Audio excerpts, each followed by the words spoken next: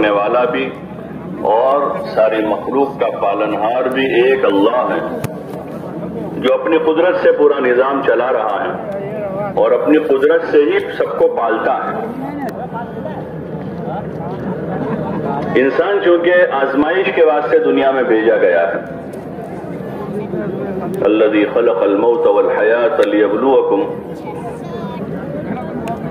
اللہ وہ ہے جس نے زندگی اور موت کو بنایا ہے اور وہ تم کو آزما رہا ہے کہ تم میں اچھا عمل کر کے کون آتا ہے۔ تو یہ آزمائشی مرحلہ ہے، یہ دنیا ہمیشہ رہنے کی جگہ نہیں ہے، آزمائش کی جگہ ہے، اور خصوصاً انسان کے لیے آزمائش کی جگہ ہے، امتحان کی جگہ ہے۔ تو اس لیے مختلف حالات سے انسانوں کو گزارتا ہے، کبھی سردی، کبھی گرمی، کبھی خوشی، کبھی غم، کبھی سازگار حالات ہیں تو کبھی ناسازگار حالات ہیں۔ یہ نتیجہ نہیں ہے، نتیجہ نہیں ہے، یہ امتحان کے مراحل ہیں۔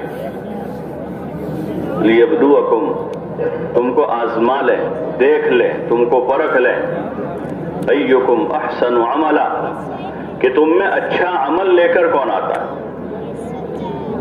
ہر حال میں اچھا ہی عمل نکلے انسان کی جسم سے، کہ جس حال میں بھی ہے اس حال میں وہ اچھا ہی کام کرے، یہ مطلوب ہے انسان سے۔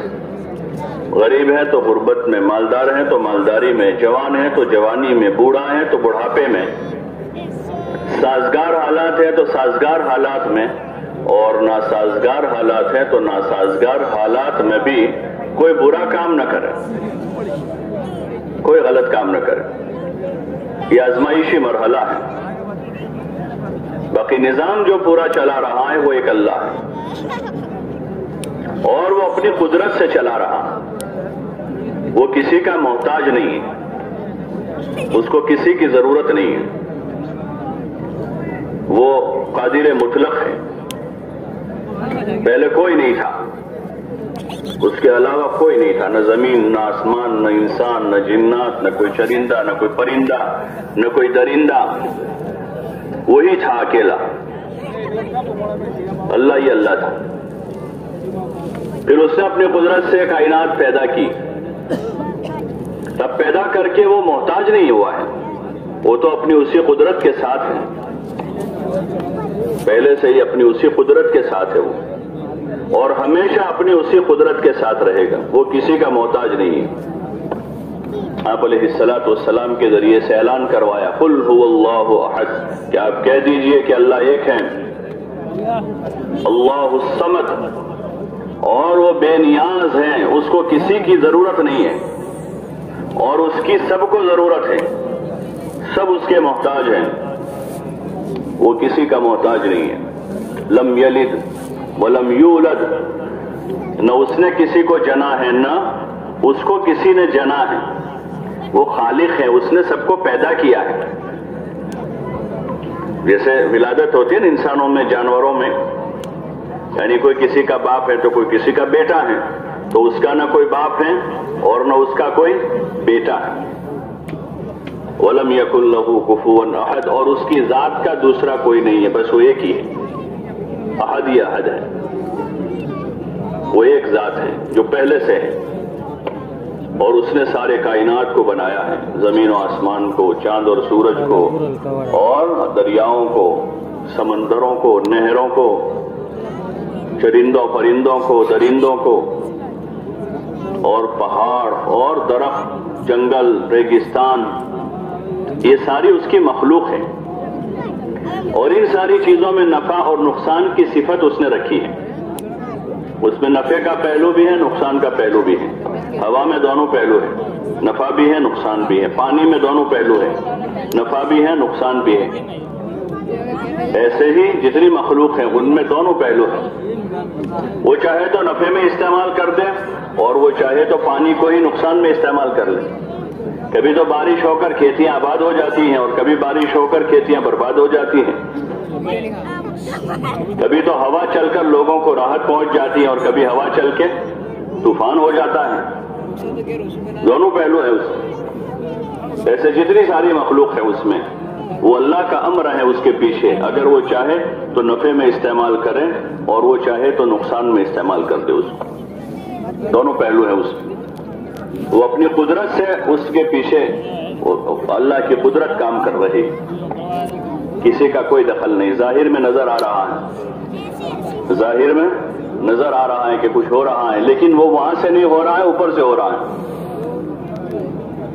ظاہر میں کچھ نظر آ رہا ہے یہاں کہ ہوا نے طوفان، ہوا کے ذریعے سے، ہوا نے نہیں اللہ نے کیا ہے۔ پانی نظر آ رہا ہے، پانی وہ اللہ کا امر ہے۔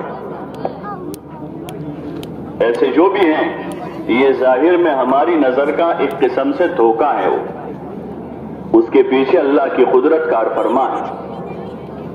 ہاں، اس بات کا یقین لے کر دنیا میں جینا یہ پہلا فریضہ ہے انسانوں پر۔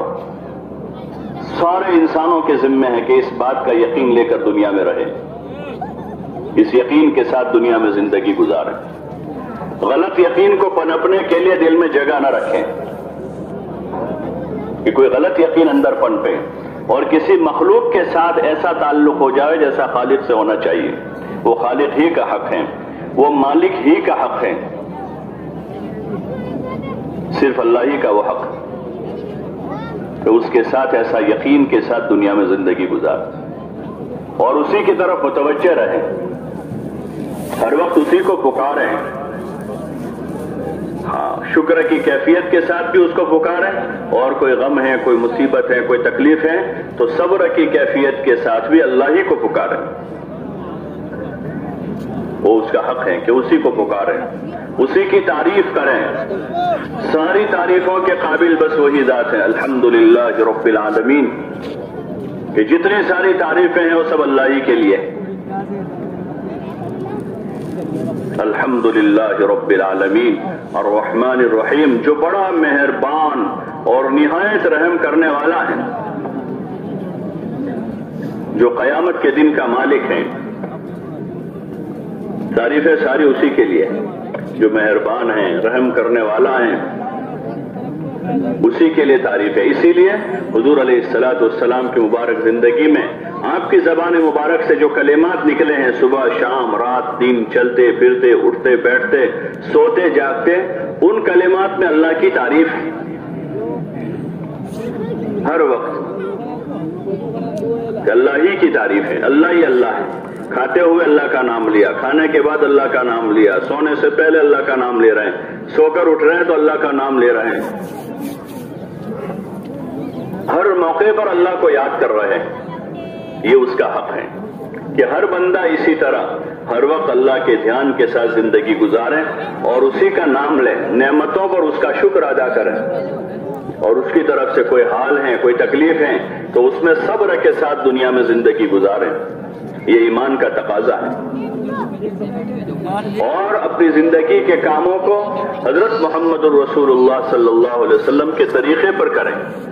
یہ بھی تقاضا ہے ایمان کا، یہ اللہ کا حکم ہے کہ اپنے سارے کاموں کو حضور کے طریقے پر کریں۔ حضور علیہ السلام کو نبی بنا کر بھیجا ہے، آپ کو پیغمبر بنا کر بھیجا ہے، اور قیامت تک آنے والے انسانوں کا آپ کو نبی بنایا ہے۔ تو سارے انسانوں کے ذمہ ہیں کہ حضور صلی اللہ علیہ وسلم کا اتباع کریں، آپ کی پیروی کریں، آپ کے پیچھے پیچھے چلیں، زندگی کے ہر کام میں حضور صلی اللہ علیہ وسلم کی نقل اتاریں۔ یہ دوسری تعلیم ہے۔ پہلی تعلیم تھی کہ اللہ کو اللہ مانے، اسی کو خالق اور مالک سمجھے، اسی سے امیدیں وابستہ کریں اور اسی کا نام لیں، اسی کی عبادت کریں۔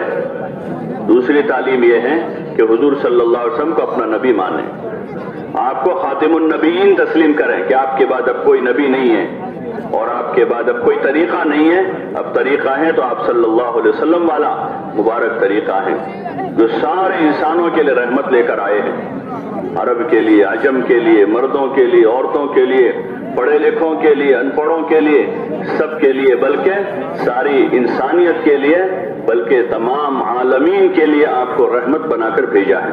وما ارسلناک الا رحمۃ للعالمین، کہ آپ کو تمام عالمین کے لیے، تمام جہانوں کے لیے رحمت بنایا ہے۔ آپ کے طریقے کا اتباع کریں، اور کامیابی اتباع میں ہی ہے۔ कामयाबी इत्तिबा में। नबियों को पाबंद किया गया, अल्लाह ताला की तरफ से आए हुए इल्म का, उन पर इल्म उतारा गया और उनको उस इल्म का पाबंद किया कि वो इल्म से आगे पीछे नहीं होंगे। अंबिया अलैहिमुस्सलातु वस्सलाम ने इसी तरह जिंदगी गुजारी। हुजूर अलैहिस्सलातु वस्सलाम ने अल्लाह की तरफ से आए हुए इल्म की ताबेदारी में जिंदगी गुजारी और अब उम्मतों को और खुसूसन इस उम्मत को अब ये हुक्म दिया गया कि अब अपने रसूल सल्लल्लाहु अलैहि वसल्लम का इत्तिबा करें, आपको अपना उसवा बनावें, आपकी जिंदगी को नमूना बनावें और जिंदगी का हर काम हुजूर अलैहिस्सलातु वस्सलाम के मुबारक तरीके पर करें और इस यकीन के साथ करेंगे कि हमारी कामयाबी सिर्फ और सिर्फ इसी में है। अगर जिंदगी में आपका तरीका होगा तो हम कामयाब हैं और आपका तरीका नहीं है तो हम कामयाब नहीं हो सकते। खिलाफे पैगंबर कसे राह गुज़ीर कि हरगिज बमंजिल नखाहद रसीद, कि पैगंबर सल्लल्लाहु अलैहि वसल्लम के तरीके के खिलाफ जो आदमी भी चलेगा वो हरगिज मंजिल पर नहीं पहुंच पाएगा, वो कामयाब नहीं हो सकेगा। अब जिंदगी के तमाम शोबों के लिए अल्लाह पाक ने एक राह मुतय्यन फरमाई। इबादत में हुजूर सल्लल्लाहु अलैहि वसल्लम का इत्तिबा है, मामलात हैं तो मामलात में हुजूर का इत्तिबा है, मुआशरत है, घरेलू जिंदगी है तो उसमें हुजूर सल्लल्लाहु अलैहि वसल्लम का इत्तिबा है, और भी दीगर जितने शोबे हैं जिंदगी के उन तमाम शोबों में हुजूर अलैहिस्सलातु वस्सलाम को उसवा हसना करार दिया है। आप बेहतरीन नमूना हैं। हजरत सहाबा किराम ने हुजूर सल्लल्लाहु अलैहि वसल्लम को उसवा हसना करार दिया और आप अलैहिस्सलाम का इत्तिबा किया, खाने पीने में, उठने बैठने में, सोने जागने में और खुशी गमी में, अपने मामलात में, अपनी मुआशरत में और अखलाकी जिंदगी में और जिंदगी के दीगर शोबों में हुजूर अलैहिस्सलातु वस्सलाम को अपने लिए उसवा बनाया और पूरी मोहब्बत के साथ और पूरे यकीन के साथ आप सल्लल्लाहु अलैहि वसल्लम का इत्तिबा किया तो अल्लाह पाक ने उनको दुनिया में चमकाया, बावजूद उनके फक्र फाका के और बावजूद उनकी बदहाली के कि उनके हालात ठीक नहीं थे, माल और दौलत नहीं है उनके पास, जाहिरी असबाब नहीं थे और खस्ता हाली है, लेकिन उन्होंने अल्लाह के हुक्म को अपने सर पर रखा, अल्लाह को एक माना, उसी अल्लाह की इबादत की, अल्लाह के साथ किसी को शरीक नहीं किया और हुजूर अलैहिस्सलातु वस्सलाम का इत्तिबा हर हाल में किया। तो उन्होंने वो शर्त पूरी कर दी तो अल्लाह पाक ने उन्हें कामयाब कर दिया।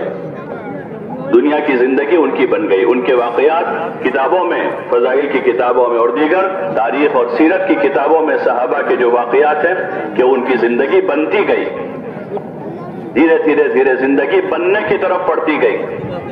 जाहिरी वसाइल नहीं है, असबाब नहीं है, जिसको आज की दुनिया में लोग बनने के असबाब समझते हैं। आलीशान मकान हो, सड़कें पक्की हो और घर घर तक बिजली हो और कपड़े अच्छे हो और दुनिया के फनून के पढ़ने पढ़ाने के इदारे हों, ये बनने के असबाब शुमार हो रहे हैं। ये सारे असबाब वहां नहीं थे। सड़कें पक्की नहीं है, मकान पक्के नहीं है, पूरा खाना नहीं है और जाहिर जो फनून, मादी फनून के पढ़ने पढ़ाने के कोई इदारे नहीं है और फिर भी उनकी जिंदगी दिन ब दिन बनती गई। उसकी क्या वजह थी? उसकी वजह यही थी कि उन्होंने हुजूर सल्लल्लाहु अलैहि वसल्लम को अपना नबी माना और हुजूर अलैहिस्सलातु वस्सलाम का इत्तिबा किया। आपने जो बात बताई उसको सीने से लगा ली, उस पर यकीन किया और उसको अपने अमल में ले आए। जो आपने बताया अमल में ले आए। आपने कहा नमाज पढ़ो तो नमाज पढ़ना शुरू कर दी, आपने कहा ज़कात दो तो ज़कात अदा करना शुरू किया, आपने कहा सिला रहमी करो तो लोगों से सिला रहमी करना शुरू किया, आपने कहा शराब मत पियो तो शराब छोड़ दी, आपने कहा जिना मत करो तो जिना को छोड़ दिया, आपने कहा कि अपने अखलाक से, अपने किरदार से लोगों को फायदा पहुंचाओ तो वो शुरू कर दिया, आपने कहा पड़ोसियों को खिलाओ तो खाना खिलाना शुरू कर दिया, आपने कहा सलाम को आम करो तो सलाम आम की, आपने कहा कि माफ करो तो लोगों को माफ कर दिया, कि हर चीज में इत्तिबा किया। इस चीज का आपने हुक्म दिया, ले लिया, इसलिए कि वो अल्लाह का हुक्म है। अगर उम्मत आज भी उस तरीके पर आती है तो फिर दोबारा दुनिया में खुदा चमकाएगा। ये चमकने का सबब है और दुनिया में कामयाबी हासिल करने का रास्ता है। मुल्क और माल के रास्ते से आदमी कामयाब नहीं हो सकता। कामयाबी का रास्ता जो है वो अल्लाह रसूल का इत्तिबा है।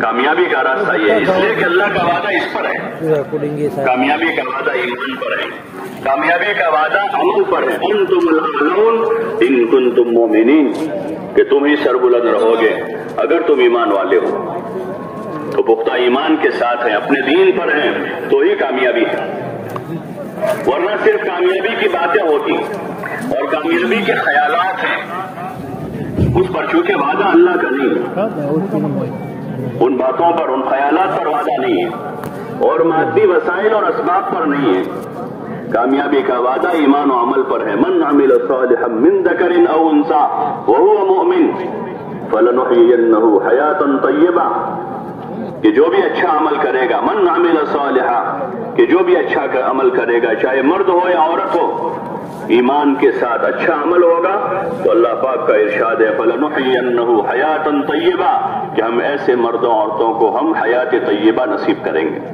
کامیاب زندگی ہوگی۔ کامیاب زندگی کا وعدہ ایمان و عمل پر ہے، کامیاب زندگی کا وعدہ مال پر نہیں ہے، چیزوں پر نہیں ہے، اسباب پر نہیں ہے کہ ان چیزوں کو بسا لیا ہے، لیکن زندگی میں ایمان و عمل نہیں ہے تو یہ زندگی کامیاب نہیں ہو سکتی۔ کامیاب زندگی ایمان و عمل کے ساتھ ہوگی۔ اب ایمان و عمل کے ساتھ اسباب ہیں تو وہ اسباب کامیاب کروائیں گے، ورنہ ایمان و عمل کے بغیر اسباب ہیں تو ان اسباب سے آدمی کامیاب نہیں ہو سکے، چاہے پوری دنیا کا انسان مالک بن جائے، لیکن ایمان نہیں ہے، بے ایمانی ہے زندگی میں، اللہ کی عبادت نہیں ہے، اچھا عمل نہیں ہے، آدمی آپسی زندگی میں عمل نہیں ہے، معاملات ٹھیک نہیں ہے، معاشرت حضور والی نہیں ہے، تو پھر یہ زندگی کامیابی کے بجائے ناکامی کی طرف جائے گی، اور ناکامی کی طرف جو زندگی جاتی ہے اس میں سب سے پہلے دل کا چین اٹھایا جاتا ہے، دل کا سکون نکال لیا جاتا ہے۔ ظاہری اسباب سارے ہوتے ہیں، مکان ہیں، دکان ہیں، کاروبار ہیں، اور سواریاں ہیں، اور ملک ہیں، مال ہیں، سب کچھ ہیں، لیکن اندر سے سکون نکالا جاتا ہے، سب سے پہلے دل کا سکون نکلتا ہے، اور پھر دھیرے دھیرے حالات بگڑتے ہیں۔ ہاں، اس لیے اللہ پاک نے آگے سے چوکنا کیا اپنے کلام کے ذریعے سے انسانوں کو اور خصوصاً ایمان والوں کو کہ دنیا کے ان وسائل اور اسباب کے پیچھے پڑ کر اللہ کو نہ بھول جاویں، اپنے رسول صلی اللہ علیہ وسلم کو نہ بھولیں، اپنے دین کو نہ بھولیں، بلکہ ہر حال میں اللہ کو یاد رکھیں، ہر حال میں اپنے نبی علیہ السلام کو یاد رکھیں، اور اپنے نبی علیہ السلام کی مبارک تعلیمات، اس میں آپ صلی اللہ علیہ وسلم نے اپنے ماننے والوں کو اس کا حکم دیا، قیامت تک آنے والوں کو اس بات کی تعلیم دی کہ اللہ ایک ہے، اسی کی عبادت کریں اور اسی سے اپنی حاجتیں وابستہ رکھیں، اسی سے پر امید رہیں، اور حضور صلی اللہ علیہ وسلم نے اپنی اتباع کا حکم دیا کہ حضور کا اتباع کریں اور اللہ کی مخلوق کے ساتھ خیر خواہی کریں، اس کا حکم دیا ہے کہ آپس میں ایک دوسروں کے ساتھ خیر خواہی کریں، ایک دوسروں کا حق ادا کریں اور خیر خواہی کریں سب کے ساتھ، جو اپنے لیے پسند کریں وہ دوسروں کے لیے پسند کریں، ہر ایک کو سلامتی میں رہنے کے لیے سلامتی کی دعا دیں، افشوا السلام، کہ سلام کو عام کرو، اطعموا الطعام، اور کھانا کھلاؤ، ہاں سلامتی کی دعا بھی دیں، اور ظاہر میں لوگوں کے لیے راحت کا انتظام کریں کہ کھانا کھلاوے، پانی پلاوے، ایک دوسروں کی حاجت ضرورت میں مددگار بنے۔ ایک انسانی زندگی ہے یہ دنیا میں رہ کر، اور جو حقوق اپنے ذمے ہیں، بیوی بچوں کے، والدین کے، بھائی بہنوں کے، رشتہ داروں کے، پڑوسیوں کے، یہاں تک کہ جانوروں کے، ان کے حقوق کی تعلیم دی اور اس کا طریقہ بتایا اور اس حق کی حد بتائی، یہ حق ہے اور اس حق کی یہ حد ہے کہ اس میں پھر تجاوز نہ کر جاؤ، حق کی حد ہے کہ تجاوز نہ کر جاؤ، کہ اس کو اس کے حق کے ساتھ پہنچا دیں۔ چڑیا کو پانی پلانا ہے تو چمچ پہ پلائیں گے، یہ چڑیا کو پلانا ہے، اور بھینس کو پلانا ہے تو چمچ پہ پلائیں گے، بولو نا بھائی، ہو جائے گا اس کے لیے کافی؟ اس کا حق بڑا ہے، کہ اس کا حق اتنا ہے، اس کا حق اتنا ہے، ایسے حق اور حد بتائی، اس کی تعلیم دی جو دین میں ہے۔ इंसानों से इसका मुतालबा किया अब धीरे धीरे दर्जा बदर्जा इन चीजों का इल्म लेकर उस पर अमल करते हुए जिंदगी गुजारें। इन चीजों का इल्म लें और फिर उस पर अमल कर, इसलिए कि इल्म अमल के लिए आया है, खाली जानने के लिए नहीं है, बल्कि इल्म अमल के लिए। एक आदमी जानता है ट्रैफिक के सारे उसूलों को कि भाई सिग्नल ग्रीन हो तो क्या करना है और रेड हो तो क्या करना है और दाहिनी तरफ चलना है बाईं तरफ चलना है, और ड्राइवरी के उसूल जानता है कि कैसे स्टीयरिंग पकड़ना है, कैसे ब्रेक दबाना है, कैसे क्लच दबाना है, कैसे गियर आगे पीछे करने हैं। वो जानता सब कुछ है लेकिन करता कुछ नहीं, तो आदमी कामयाब ड्राइवर बनेगा ही, ये गाड़ी नहीं चला पाएगा। ऐसे एक आदमी जानता था नमाज फर्ज है, रोजा फर्ज है और ज़कात फर्ज है और हज के लिए ये तरतीब है और पड़ोसी का ये हक है और खराबतदारी का ये हक है, लेकिन उस पर अमल नहीं है, तो ये आदमी कुछ नहीं कर पाएगा। बल्कि इल्म जान कर उस इल्म पर अमल, उसका तकाजा यही है कि इस इल्म पर अमल किया जावे और जो नहीं जान रहा है उसको जाना जावे, मालूम किया जावे, जो मालूम है उस पर अमल किया जावे और जो नहीं मालूम है उसको पूछा जावे। कि हर मुसलमान इस तरह जिंदगी गुजार रहा हो कि जो जान रहा है उस पर अमल कर रहा है। नमाज का इल्म है कि भाई नमाज फर्ज है, तो हर मुसलमान नमाज पढ़ने वाला हो, कोई बेनमाजी न हो, कोई बालिग आकिल मुसलमान बेनमाजी न हो, चाहे मर्द हो औरत हो, नमाज अपने वक्त पर अदा कर रहे हो और नमाज के इल्म के साथ नमाज पढ़ी जा रही है। क़ियाम में, रुकू में, सजदे में, कायदे में, कौमे में, जलसे में क्या तरतीब है, उसका क्या इल्म है, उसका क्या तरीका है और उस वक्त क्या पढ़ना है, इसकी मालूमात के साथ हर मुसलमान नमाज को उसके तरीके पर कायम कर रहा हो। यह तकाजा है, ये अल्लाह की तरफ से। अकीमुस्सलात, बार बार कलाम पाक में इरशाद फरमाया कि नमाज कायम करो, यानी नमाज बाजमात मस्जिद में आकर अदा करो। हुजूर अलैहिस्सलाम के जमाने में कोई बेनमाजी नहीं था, क्योंकि वहां मामूल ये था जो चीज जान रहे अमल करना है। ईमान लाए, ईमान के बाद नमाज है तो नमाज पढ़ते थे। शेख ने फजाइल में किसी जगह लिखा है कि मदीने में आम लोग भी, बल्कि मुनाफिकीन भी मस्जिद में आकर बाजमात नमाज अदा करते थे। वो भी मुनाफिक भी मस्जिद में आकर नमाज पढ़ते थे कि ऐसा माहौल बना था, कोई बेनमाजी नहीं था। रमजान आया, रोजे फर्ज हुए तो सबने रोजे रखे। हज फर्ज हुआ तो लोगों ने हज किया। शराब की हुर्मत आई तो सबको पता है कि लोगों ने अपनी भरी हुई सारी शराबों को बहा दिया। सूद की हुर्मत आई तो लोगों ने बड़ा के अपना सूदी नफा जो था वो माफ कर दिया और बाज़े लोगों ने तो अपना कैपिटल भी छोड़ दिया, जो उनकी मूंडी थी वो भी छोड़ दी कि नहीं अब नहीं देना, कि अल्लाह ने मना कर दिया है कि सूद का काम नहीं कर सकते। शराब पीना मना है, हालांकि आदी थे।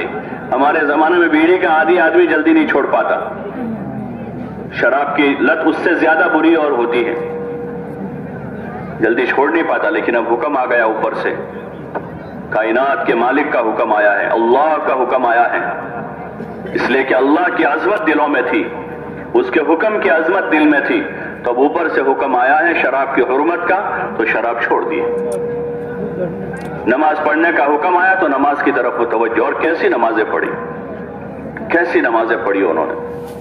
फर्ज के अलावा नफलें पढ़ी, रात भर के मामूल वाले मिलेंगे, आधी रात वाले, तिहाई रात वाले। इब्न उमर रज़ियल्लाहु अन्हु फरमाते, नौजवान साहबी थे वो, कि मदीने में हम चंद लड़के थे जो इब्तिदाई रात में मस्जिद नबी में इबादत किया करते थे। वो फर्ज नमाज नहीं थी, नफलें पढ़ते थे और जब थक जाते थे तो सो जाते। यानी कितनी नमाज पढ़ते होंगे कि थक जाते थे। मामूली 2, 4, 5, 10 रकात में आदमी थकता नहीं है, नमाज पढ़ते थे। बाज़ वो मिलेंगे जो आधी रात नमाज पढ़ते थे। हज़रत उमर रज़ियल्लाहु ताला अन्हु के इंतकाल के बाद उनकी ज़ौजात में से एक ज़ौजा से किसी ने सहाबी ने निकाह किया और उनसे कहा कि मैंने तुम्हारे साथ निकाह तुम्हारे माल या तुम्हारे जमाल की वजह से नहीं पढ़ा है, बल्कि मैंने तुमसे निकाह इसलिए पढ़ा है कि हज़रत उमर के साथ बहुत रहने का मौका मिला, लेकिन दिन में उनके साथ रहे, कभी उनके साथ रात में रहने का मौका मुझे नहीं मिला, तो मैंने आपसे निकाह इसलिए किया कि मैं तुमसे मालूम करूं कि हजरत उमर अपनी रात कैसी गुजारते थे, आप मुझे बताइए। तो फिर उन्होंने कहा कि इब्तिदाई रात में आराम करते थे, थोड़ी देर होती आंख खुल जाती, उठते تو اللہ کا ذکر کرتے تھے، پھر سو جاتے، پھر آنکھ کھلتی، پھر اللہ کا ذکر کرتے، سو جاتے، لیکن جب آدھی رات ہو جاتی تھی تو کھڑے ہو جاتے تھے اور وضو کرتے تھے اور نماز میں مشغول ہو جاتے تھے۔ جب 1/3 رات باقی رہتی تھی تو پھر گھر والوں کو جگاتے تھے اور یہ آیت تلاوت فرماتے تھے، وَأْمُرْ أَهْلَكَ بِالصَّلَاةِ وَاصْطَبِرْ عَلَيْهَا لَا نَسْأَلُكَ رِزْقًا نَحْنُ نَرْزُقُكَ وَالْعَاقِبَةُ لِلتَّقْوَىٰ، یہ آیت تلاوت فرماتے تھے۔ اور آخری 1/3 رات میں سب کو جگاتے تھے، بھائی نماز پڑھو، اٹھو، ابھی نماز یہ فرض نہیں ہے، تہجد۔ ایسا ماحول بنا نماز کا، ذکر کا، عبادت کا، تلاوت کا اور حسن اخلاق کا کہ لوگ ایک دوسروں کا حق دے رہے ہیں، کوئی کسی کا حق دبا نہیں رہا بلکہ حق دے رہے ہیں، تلاش کر کر کے حق دے رہے ہیں، بھئی یہ کس کا ہے، یہ کس کا ہے، یہ کس کا ہے، یہ میرا نہیں ہے، یہ میرا نہیں ہے، ایسا کہنے والے ملتے ہیں، بھئی یہ میرا نہیں ہے۔ ابھی تو ہر ایک کہتا ہے میرا ہے، کوئی آئے گا تو دیکھ لیں گے، بھئی خالی زمین پڑے تو آدمی وہ کمپاؤنڈ کر لیتا ہے، بھئی ہماری ہے، کوئی آئے گا تب دیکھیں گے، وہ تو پہلے بھئی ہماری نہیں ہے، یہ راستے کی ہے، یہ کسی پڑوسی کی ہے یا پتہ نہیں کس کی ہے، ہماری نہیں ہے، یہ ہمارا نہیں ہے۔ ہاں، جب آدمی کو آخرت کا استحضار پیدا ہوگا تو آدمی دنیا میں حق ادا کرے گا، اللہ کا حق ہے، بندوں کا حق ہے، بیوی کا حق ہے، بچوں کا حق ہے۔ آدمی اپنا حق جتائے گا نہیں بلکہ اپنے حق کے معاملے میں نرمی کرے گا کہ کہیں زیادہ نہ آ جائے میرے پاس، اور جب دینے کا مسئلہ آئے گا تو زیادہ دے دے گا کہ بھائی یہاں 2 پیسے زیادہ چلے جاوے تو حرج نہیں ہے، اگر 2 پیسے کم گئے تو یہ مصیبت بن جائیں گے۔ آدمی کو اس کا دھیان ہوگا، اس کا استحضار ہوگا کہ اگر 2 پیسے زیادہ چلے گئے تو ہمارا حرج ہوگا اس سے۔ آدمی دنیا کی پریشانی جھیل لے گا، یہاں کی مصیبت برداشت کر لے گا، یہاں کی بھوک و پیاس برداشت کر لے گا، لیکن آدمی کسی کا چارانہ نہیں دبائے گا کہ یہاں کی پیاس وقتی ہے، عارضی ہے، اور یہاں کی بھوک عارضی ہے، یہاں 2 روٹی کم کھائی حرج نہیں ہوگا، یہاں اگر 1 سالن کم بنا گھر میں تو مسئلہ نہیں ہوگا، 2 جوڑی کپڑے کم سلوائیں تو حرج نہیں ہے، اور تھوڑا چھوٹا مکان بنا تو حرج نہیں ہے، کیونکہ دنیا ضرورت کی جگہ ہے، اپنی ضرورتیں پوری کرنی ہے، وہ بھی اپنے حلال مال سے، حلال اسباب سے۔ بھائی کو بھائی کی برابری کرنے کا حکم نہیں دیا، بہن کو بھائی کی برابری کا حکم نہیں دیا ہے، بلکہ جس کو جو اللہ نے میسر کیا ہے حلال ہے، اس میں اپنی حاجتیں، ضرورتیں پوری کر لیں، اور اگر کمی ہے تو صبر کر لیں، اس کا حکم دیا، کمی ہے تو صبر کر لیں۔ صبر بہت بڑا سرمایہ ہے، صبر بڑا سرمایہ، ہر ضرورت میں اگر آدمی کے پاس صبر ہے تو کم میں کام چل جائے گا، کھانے میں، پینے میں، پہننے میں، مکان میں، کپڑے میں، کہ آدمی میں صبر ہے تو کم سے کام چل جائے گا، اور صبر کا سبق نہیں سیکھا ہے تو بہت زیادہ ہونے کے بعد بھی کام نہیں چلے گا، اور ہر وقت انسان پریشان رہے گا۔ اس لیے انسان کو ان صفتوں سے متصف ہونے کا حکم دیا کہ صبر کرنے والے بنے، ہاں ان صفتوں سے متصف کیا، اور اللہ پاک نے ان صفتوں سے صحابہ کا تذکرہ کیا کہ صبر کرنے والے مرد اور صبر کرنے والی عورتیں، والصابرین والصابرات، اور اللہ سے ڈرنے والے اور اللہ سے ڈرنے والیاں، والخاشعین والخاشعات، ان صفتوں سے ان کا تذکرہ کیا کہ یہ وہ چیزیں ہیں جن اسباب کی وجہ سے انسان گناہوں کی طرف نہیں جاتا، غلط کی طرف نہیں جائے گا پھر۔ اس لیے ہر انسان کے ذمہ ہے کہ ان صفات اور خوبیوں کو مشق کر کے اپنی زندگی میں داخل کرے۔ پیدائشی کوئی آدمی چیزیں لے کر نہیں آتا، الا من رحم اللہ، کہ جس کو اللہ پاک دے دے بھائی، باقی یہ صفتیں دنیا میں پیدا کرنے کی مشق کرنی ہے۔ دنیا میں اس لیے زندگی ہے کہ یہاں ایمان کی، عبادت کی، اخلاق کی، اخلاص کی، صبر کی، شکر کی، تقوی کی مشق کر کے ان صفتوں کو حاصل کیا جائے، زندگی اس کے لیے۔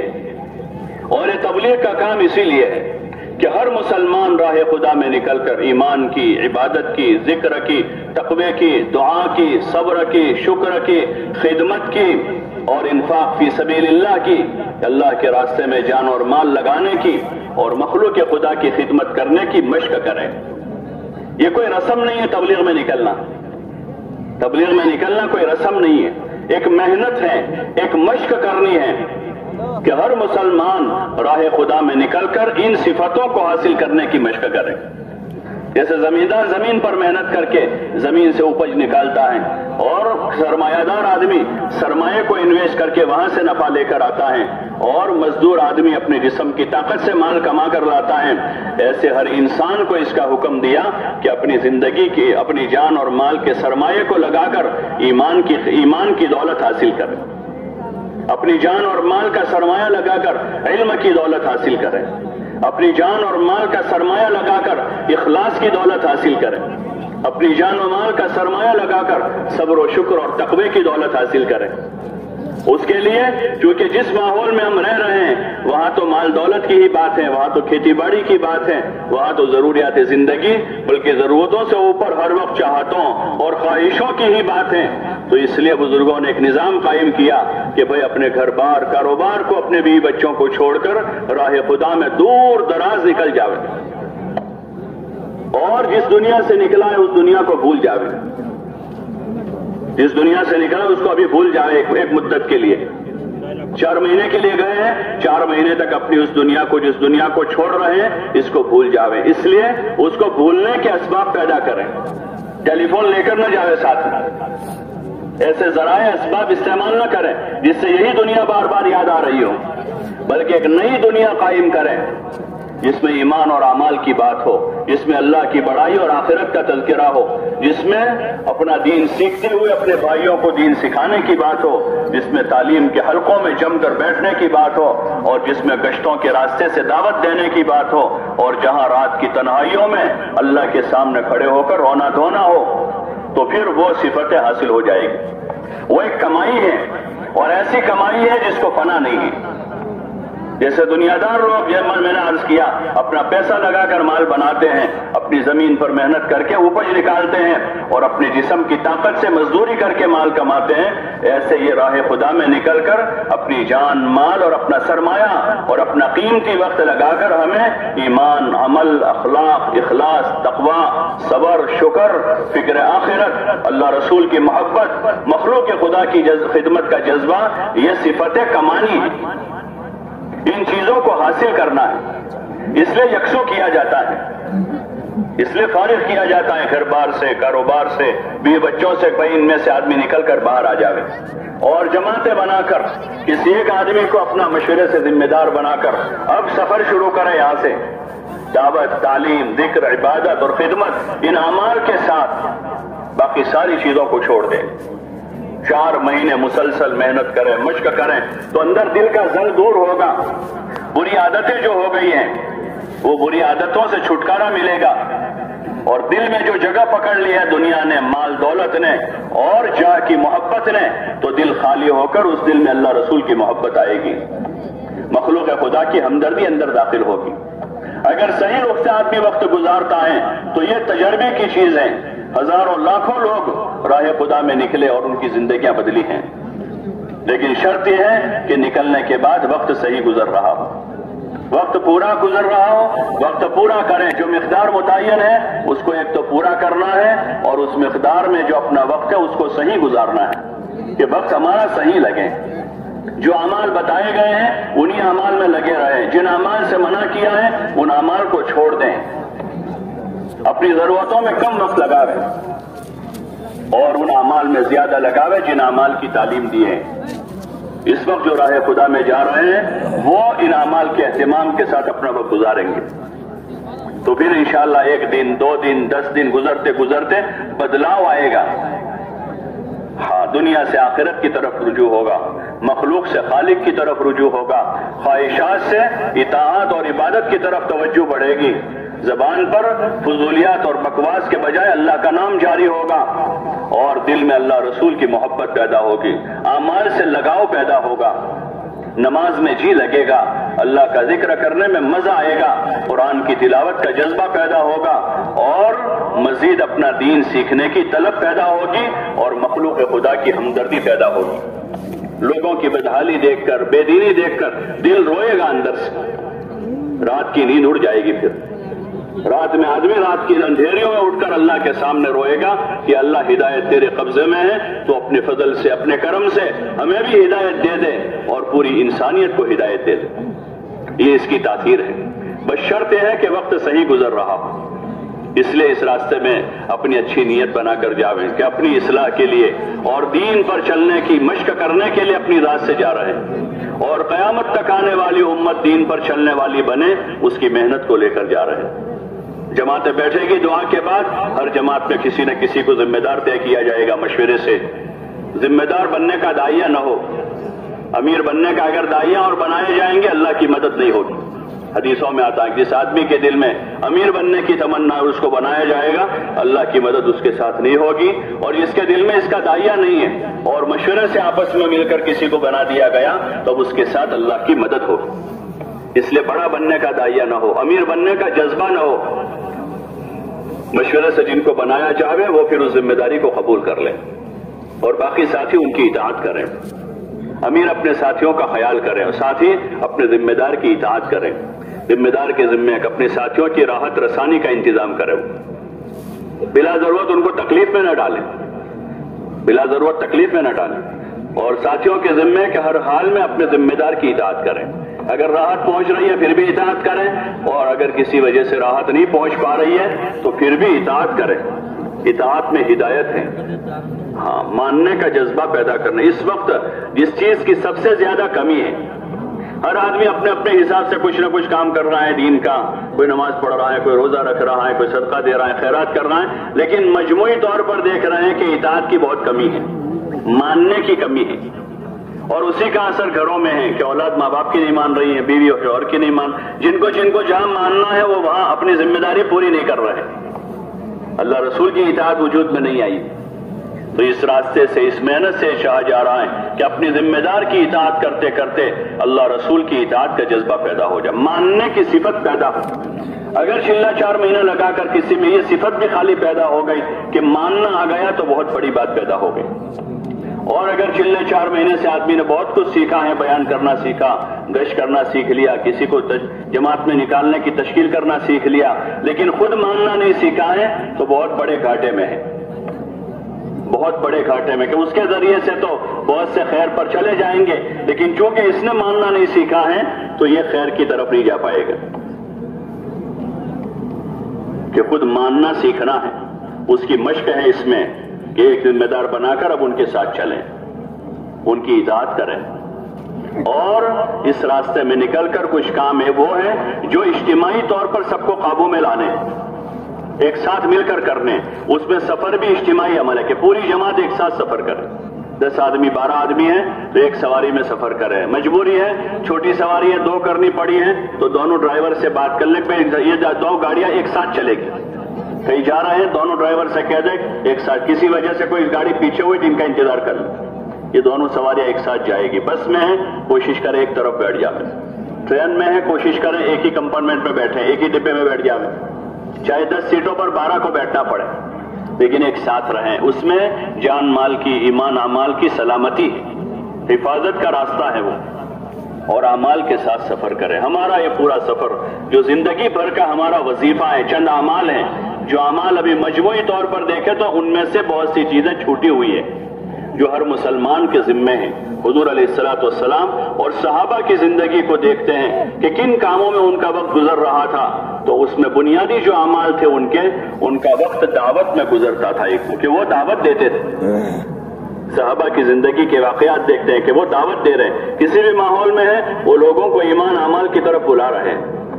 अंबिया अलैहिमुस्सलाम की जिंदगियों को देखते हैं कि वो दाई है, जहां है वहां दावत दे रहे। हुजूर सल्लल्लाहु अलैहि वसल्लम ताइफ दावत देने के लिए उनको दावत दे रहे हैं। आप पर हाल आया, आप लहू लुहान हैं, आपको यानी जाहिर में हाल ठीक नहीं, आप परेशान हैं, लेकिन आपने देखा उस गुलाम को, तो उस गुलाम को आपने वहां दावत दी।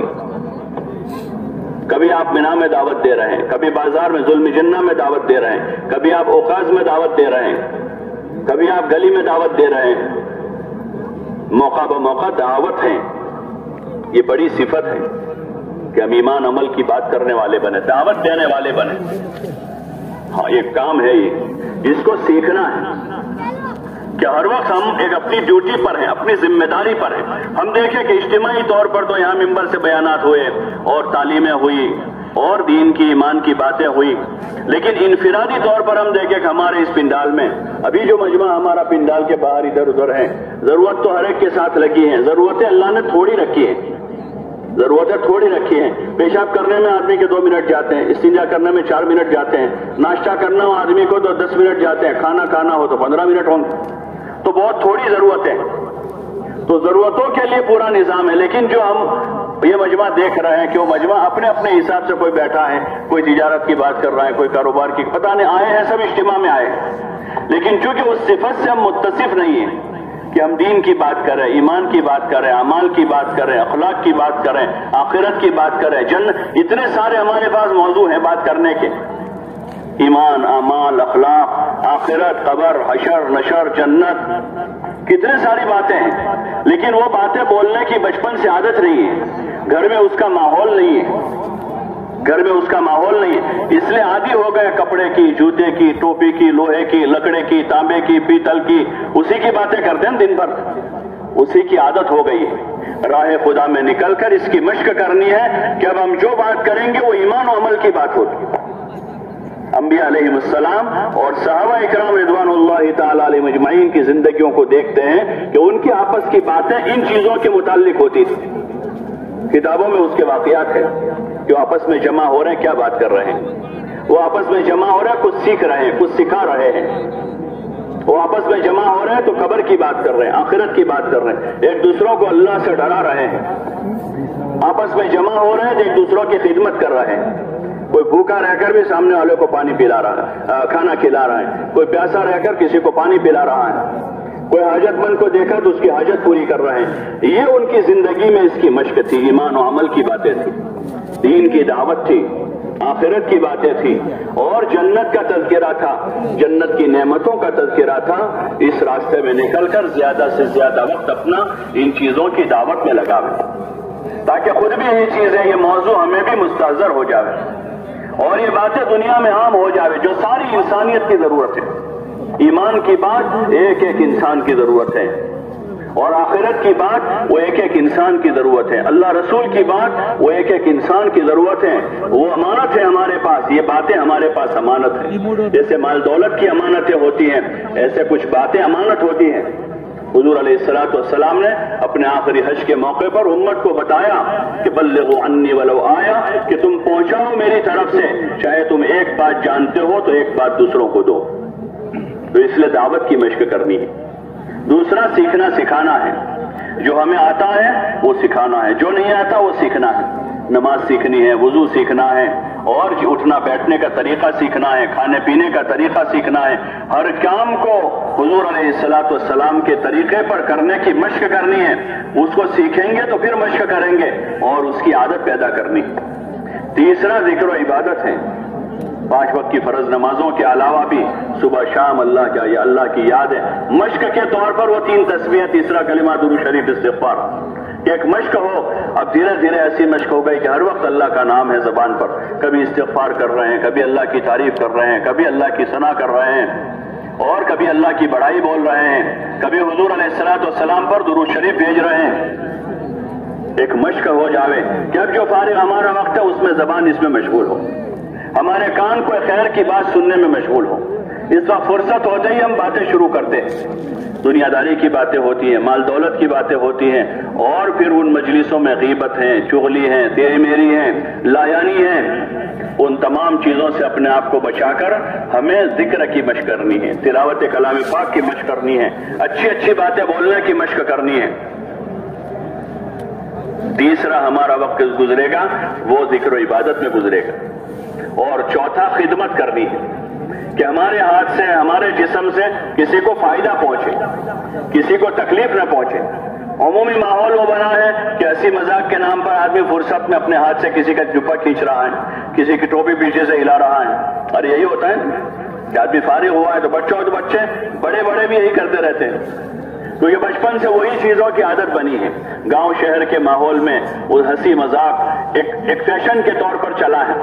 ہنسی مذاق جو ہے, جو شریعت میں جس کو منع کیا تھا, لا یسخر قوم من قوم, منع کیا کوئی کسی کا ٹھٹھا نہ کرے, کوئی کسی کی مذاق نہ کرے. لیکن اب ہنسی مذاق جو ہے وہ ایک فن بنا ہوا ہے کہ وہ چھوٹا بچہ بھی 60 سال کے بوڑھے کا مذاق کر لیتا ہے, اس کا ٹھٹھا کرتا ہے. ان چیزوں سے اپنے آپ کو بچانا ہے اور خدمت کا جذبہ بنائے. ہر وقت ہم کسی کو راحت پہنچاویں, جو ایک انسانی صفت ہے، ایمانی صفت ہے کہ ہر وقت کسی کو ہمارے ذریعے سے فائدہ پہنچے. کسی کے جوتے ٹھیک نہیں تھے، ہم نے سیکھ سے رکھ دیے کہ دھوپ میں پڑے ہوئے تھے، ہم کو پتا ہے یہ آدمی آئے گا پہنے گا تو اس کو گرم لگیں گے، ہم نے وہاں سے اٹھا کے چھاؤں میں رکھ دیے. بیت الخلا گندا تھا، اس کو صاف کر دیا. وضو کی نالیاں گندی ہیں، اس کو صاف کر دی. سامان ٹھیک نہیں تھا، اس کو ٹھیک کر دیا. کسی کو پانی کی ضرورت تھی، پانی پلا دیا. کسی کا سامان اٹھا دیا. تو ان کاموں میں اپنا وقت گزاریں، دعوت میں، تعلیم و تعلم میں، ذکر و عبادت میں اور خدمت میں. یہ 4 قسم کے اعمال ہیں جن اعمال میں اپنا وقت گزارنا ہے. اور جو اجتماعی اعمال ہے اس میں ایک سفر ہے، سفر ایک ساتھ کرنا ہے. اور دوسرا مشورہ ہے کہ سفر پورا کریں گے تو جہاں سفر میں ہوں گے سفر سنت کے طریقے پر ہوگا، اپنے مسافر بھائیوں کی رعایت کے ساتھ ہوگا. ایک تو جماعت کے 8-10 ساتھی ہیں، ان کے علاوہ پوری بس میں اور پیسنجر ہوتے ہیں، ٹرین میں ہیں اور مسافر ہوتے ہیں، تو سارے مسافروں کی راحت کا خیال کریں. ہمارے سفر سے کسی کو تکلیف نہ پہنچے، ہماری آواز سے، ہمارے ہاتھ سے، ہمارے پیر سے، بلکہ لوگوں کو راحت پہنچے. ہمارے اخلاق ایسے ہوں اس کو دیکھ کر لوگ متاثر ہوں. ہاں، اس لیے سفر میں لوگوں کی رعایت کریں، زور زور سے باتیں نہ کرتے رہیں. لوگ بیٹھے ہوئے ہیں، سوئے ہوئے ہیں اور ہماری باتیں جاری ہیں. رات 10 بج گئے، لوگ سونے کی تیاری کرو، ہم باتیں کرتے ہی جا رہے ہیں، باتیں کرتے ہی جا رہے ہیں، بار بار اٹھ رہے ہیں، باہر نکل رہے ہیں، آ رہے ہیں، جا رہے ہیں. 12 آدمی، ایک گیا، وہ آیا، دوسرا گیا، تیسرا گیا. اس لیے سفر کی خدمت کے 2 ساتھی طے کر لیں تاکہ بار بار سب کو جانا نہ پڑے. کوئی ضرورت ہے اکٹھا پانی 2-4 بوتل لا کے رکھ دیا تاکہ سب پیتے رہیں. توشہ وغیرہ کی ضرورت تھی، اپنا اکٹھا توشہ تیار کر کے رکھ لیا تاکہ جب موقع آیا بھوک لگے گی ساتھ میں ناشتہ کر لیں گے، ساتھ میں کھانا کھا لیں گے. بار بار اٹھیں گے نہیں، ورنہ بار بار آ رہے ہیں، جا رہے ہیں. ایسا نہ کریں، ایک جگہ جمے رہیں، بیٹھے رہیں. ہاں، جوڑی بنا کر مسافر بھائی، مسلمان بھائی ہیں تو ان کی ملاقات کی کوئی سبیل بناویں. نماز کا وقت ہے تو اس طرح سے اپنی نماز پڑھ لے کہ کسی کو تکلیف نہ پہنچے. نماز فرض ہے، وہ اجتماعی عمل بھی ہیں، اور چونکہ فرض ہے وہ تو ہر حال میں پڑھنی ہے. بڑی جماعت کا موقع سفر میں نہیں رہتا. کسی بھی پلیٹ فارم پر، کسی بس اسٹینڈ پر وہاں اپنی یعنی ایسی جماعت قائم نہ کرے جس سے کسی کو حرج ہو، بلکہ ایک طرف ہو کر نماز پڑھ لے. موقع نہیں ہے تو 2 آدمی اپنی نماز ایک کونے میں پڑھ لیں. سفر کے موقع پر اس کا خاص خیال کریں کہ نماز قضا نہ ہو جائے. سفر میں قصر ہے، ظہر عصر عشاء کی 4 کی جگہ 2 رکعت پڑھنی قصر ہوتی ہے، قضا نہ ہو، اس کا خیال کرنا ہے. لیکن بڑی جماعت کا موقع نہیں تو 2 اور 2 کا بھی موقع نہیں ہے، ایک آدمی اپنی نماز پڑھ لے، قضا نہ ہونے سے. لیکن اس طرح پڑھیں کہ ہماری نماز پڑھنے سے پیسنجروں کو، مسافروں کو تکلیف نہ ہو، ان کا خیال کریں. تو یہ اعمال ہے ہمارے سفر کے. اور باقی سیکھنے سکھانے میں وقت لگاتے رہیں. سیکھنے سکھانے میں کوئی سورہ فاتحہ سیکھ رہا ہے، کوئی درود شریف سیکھ رہا ہے، کوئی عطیہ سیکھ رہا ہے، کوئی فرائض سیکھ رہا ہے. اس لیے غیر ضروری باتیں نہ کریں. ذمہ دار کے ذمے ہیں کہ اپنے ساتھیوں کا پورا وقت ہمارے پاس امانت. ساتھیوں کو لایانی میں مشغول نہ ہونے دیں. ان اوقات میں جوڑیاں بنا لیں، 2 کی جوڑی بنا دیں. بھائی آپ نیا ساتھی ہیں، ان کو بھائی آپ ان کو کلمہ صحیح کروا دو. کلمہ صحیح ہو گیا، سورہ فاتحہ سکھا دو. سورہ فاتحہ ہو گئی ہے، 2 سورتیں چھوٹی سکھا دو. اسی طرح نماز کے فرائض بتا دو، وضو کے طریقہ سمجھا دو. 2 کی جوڑیاں بن کر انہی چیزوں میں لگے رہیں. چونکہ ان چیزوں کے ہم عادی نہیں ہیں، اس لیے طبیعت پر بوجھ پڑتا ہے. اچھا خاصا آدمی، اچھا بھلا آدمی، پڑھا لکھا ہے، اس کو کہیں برا ان کو ذرا عطیہ سکھا دو تو ان کو بوجھ پڑتا ہے. حالانکہ یہ کام آسان ہونا چاہیے. آدمی جو چیز سیکھا ہوا کسی کو سکھاوے تو اس کی مشق ہوگی اس میں. اور وقت ہے تو پھر معمولات اپنے پورے کریں، باتیں نہ کریں. ہر وقت باتیں کرتے رہنا، ہر وقت باتیں کرتے رہنا، یہ اچھے لوگوں کی خوبی نہیں ہے، اچھے لوگوں کی صفت نہیں ہے کہ ہر وقت باتیں ہی کرتے رہے، بلکہ اپنے آپ کو کام میں لگائے رکھیں. سیکھنے سکھانے سے فارغ ہوئے اب کچھ اپنا ذکر کر لیں، درود شریف پڑھ لیں، تلاوت کر لیں. کوئی کتاب اپنے پاس ہے تو کچھ کتاب پڑھیں تاکہ کچھ علم سیکھیں، کچھ سکھاویں. اور وقت ہے کسی کی کوئی خدمت کا اس وقت موقع ہے تو ہلکی پھلکی کوئی خدمت کر لی. کسی کو پانی پلا دیا، کسی کو بھوک لگی تھی اپنے پاس سے کوئی چیز سامان کھلا دی ان کو. اور باقی وغیرہ ہیں تو پھر سو جاویں، آرام کر لیں. یہی سفر میں بھی ہو اور وہی قیام کے دوران بھی ہو کہ اپنے ان 4 کاموں میں وقت گزار کر اب ہمارا وقت پورا ہو رہا ہے ان عملوں سے تو اب فارغ نہ رہیں. حضرت جی رحمۃ اللہ علیہ فرماتے تھے کہ فرصت معصیت کا باب ہے، فرصت معصیت کا باب، یعنی فرصت گناہ کا دروازہ ہے۔ فارغ ہوا سمجھو گیٹ پر آ کے کھڑا ہے، اب وہ کچھ نہ کچھ کرے گا الٹی سیدھی، کسی کی ہنسی مذاق کرے گا، کسی کا ٹھٹھا کرے گا، کسی کو پریشان کرے گا، کسی کی غیبت کرے گا، کسی کی چغلی کرے گا، کچھ نہ کچھ کرے گا۔ تو اس سے بہتر ہے فارغ ہو گئے پڑھ کے سو جاؤ، فارغ ہو گئے تو۔ لیکن یہ نہ ہو کہ سارے اچھے اجتماعی کام چھوڑ کے آدمی سو جاؤ کہ بھائی ایسا کہا تھا کہ فارغ ہو گئے پڑھ کے سو جاؤ، تو میں نے کھانا کھا لیا اب سو جاؤں۔ یہ کاموں کی پابندی کے ساتھ اب وقت ہے ہمارا، اب آرام کر لیں، رات کے ابتدائی حصے میں آرام کر لیں، شروع رات میں آرام کر لیں۔ رات میں دیر تک جاگنا اچھی صفت نہیں ہے۔ ابتدائی رات میں اگر آدمی عبادت میں ہے، علم کے پڑھنے پڑھانے میں ہے، دینی کوئی خدمت میں ہے تو ٹھیک ہے، یا کسی بیمار کی، کسی معذور مجبور محتاج کی خدمت کے لیے جاگ رہا ہے، چوکیداری کے لیے جاگ رہا ہے، وہ تو عبادت ہے۔ لیکن ویسے ہی آدمی جاگا، ایک آیا، دوسرا آیا، تیسرا آیا، باتیں شروع ہوئی ہیں۔ حدیث پاک میں آتا ہے جب رات ہوتی ہے تو لوگوں کی 3 جماعتیں بن جاتی ہیں۔ ایک جماعت تو وہ ہے جو رات کو غنیمت سمجھ کر عبادت میں لگ جاتی ہے، دوسری جماعت وہ ہے جو آرام کر لیتی ہے، اور تیسری جماعت وہ ہے جو لہو و لعب میں، لایانی میں، کھیل کود میں مشغول ہو جاتی ہے۔ تو ہم یا تو پہلی جماعت میں ہیں کہ بھائی کچھ عبادت میں ہیں، دین کی خدمت میں ہیں، یا پھر دوسری جماعت میں ہو کر سو جاویں۔ حدیث پاک میں بھی حضور علیہ السلام نے فرمایا لا سمرۃ بعد العشاء، کہ عشاء کے بعد فضول قصہ گوئی نہ کریں۔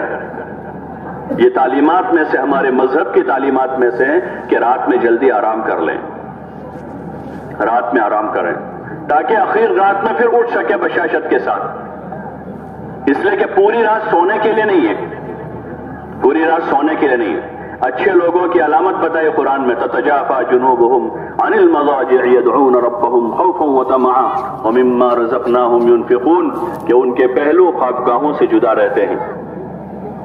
یہ اچھے لوگوں کی صفت بتائی ہے کہ وہ رات بھر سوتے نہیں رہتے ہیں، بلکہ آرام کرنے کے بعد کھڑے ہو جاتے ہیں اور اپنے رب کو پکارتے ہیں۔ تتجافى جنوبهم عن المضاجع يدعون ربهم خوفا وطمعا، اللہ سے ڈرتے ہوئے، خوف کرتے ہوئے اس کے عذاب سے اور اس کے ثواب و اجر کی امید پر وہ اللہ کے سامنے کھڑے ہوتے ہیں، اور اللہ پاک نے ان کو جو کچھ دیا ہے اپنی جان، مال، صلاحیتیں، اس کو اللہ کے نام پر خرچ کرتے ہیں۔ یہ صفتیں ہیں اچھے لوگوں کی۔ اس لیے آرام کریں تاکہ رات میں اٹھ سکیں، شروع رات میں آرام کر لیں۔ جماعتیں بھی جو ہماری جا رہے ہیں ان سے بھی گزارش ہے، عادت نہیں ہے تو عادت بناویں۔ بعض ساتھی کہتے ہیں امیر صاحب مجھے تو عادت نہیں ہے جلدی سونے کی۔ ہاں بھائی عادت نہیں ہے ضرور، اسی لیے تو آئے ہیں کہ غلط عادت کو دور کریں، اسی لیے آئے تھے۔ بھائی گھر نماز نہیں پڑھتے تھے آدمی، وہاں جا کر کہ امیر صاحب مجھے عادت نہیں نماز پڑھنے کی، بھائی اسی لیے تو آئے کہ نمازی بن جاویں۔ ایسے یہ بھی ہے کہ بھائی رات دیر سے سونے کی عادت ہے، ایک دن نیند نہیں آئے گی، 2 دن نہیں آئے گی، 3 دن، پھر کہاں جائے گی وہ؟ بولو نا بھائی، پھر دن میں نہ سوئے۔ کہ آدمی کا نظام بدلا ہوا ہے، رات دیر تک جاگتا ہے آدمی، صبح دیر تک سوتا ہے، تو عادت بدلی ہوئی ہے۔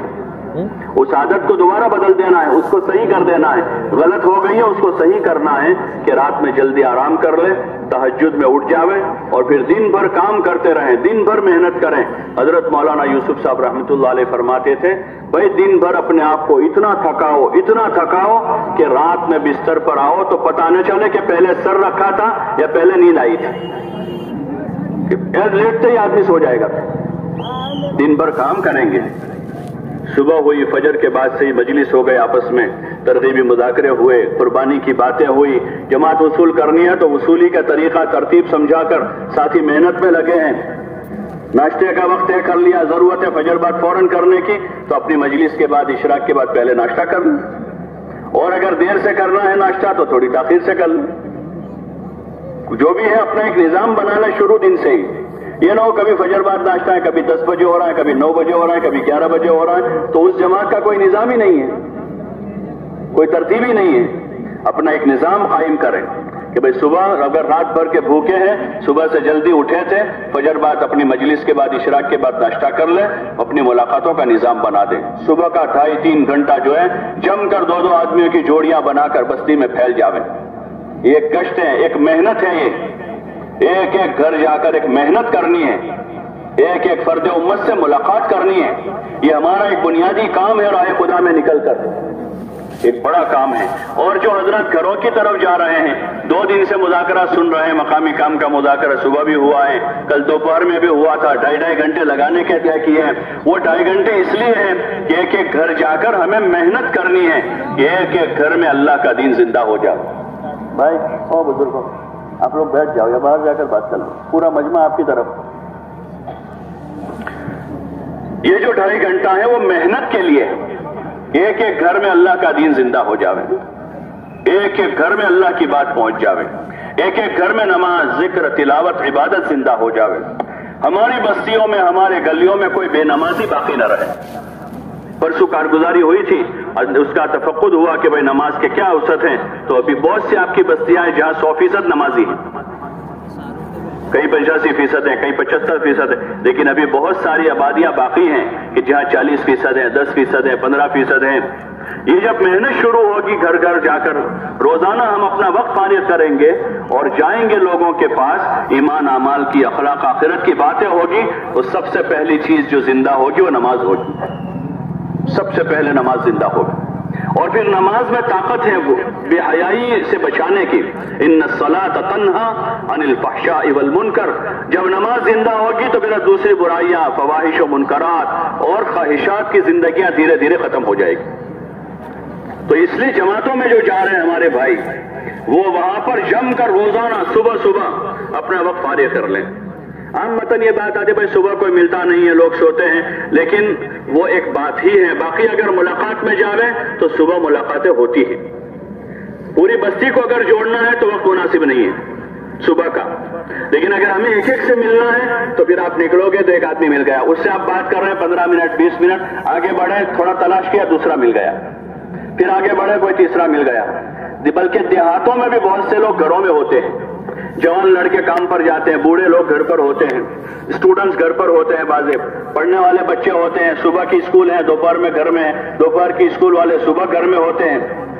ہم تلاش کریں آدمیوں کو, چل پھر کر تلاش کرنا ہوگا, جیسے تاجر آدمی گراہک تلاش کرتا ہے, پھیریاں نکلتا ہے, گاؤں گاؤں پھرتا ہے, لاری والا, ٹھیلے والا آواز لگاتا ہے. کبھی تو 2 گھنٹے تک ایک بھی گراہک نہیں آتا. 8 بجے سے نکلا ہے, 10 بجے تک ابھی تو اس کا ایک گراہک نہیں آیا, 1 روپے کی تجارت نہیں ہوئی, لیکن وہ پھرتا رہتا ہے. دوسرے دن اس وجہ سے 10 بجے نہیں نکلتا کہ کل 2 گھنٹے تک کوئی نہیں آیا تھا, بلکہ دوسرے دن اور زیادہ فکر مند ہوتا ہے کہ بھائی کل کام برابر نہیں ہوا ہے, آج کوئی ایسی بستی جاوے جہاں کچھ کام ہو جائے اپنا.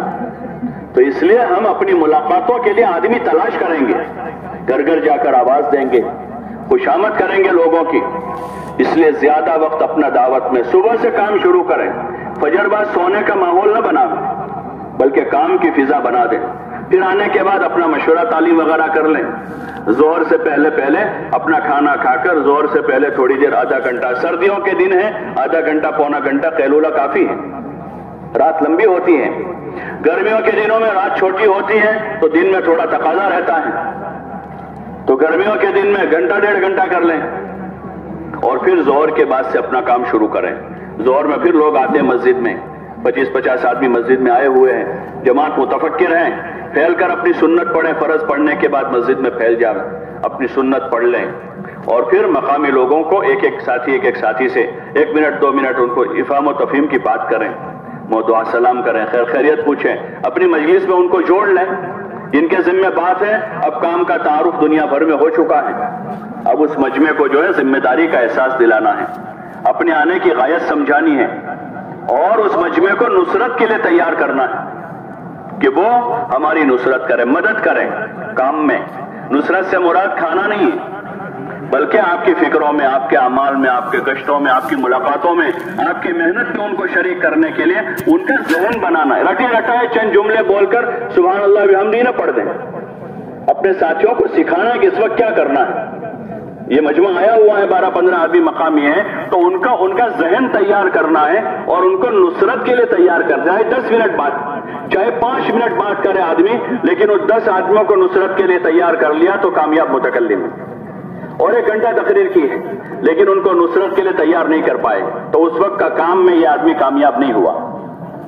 چاہے 5 منٹ آدمی نہ بات, لیکن ان 10 آدمیوں کو تیار کر لیا اپنی نصرت کے لیے. اس میں سے 2 آدمیوں نے کہا کہ ہم پورا دن ساتھ رہیں گے, 2 نے کہا کہ ہم شام کو آئیں گے, 4 نے کہا کہ ہم گشت میں آئیں گے. کام ہو گیا ہمارا.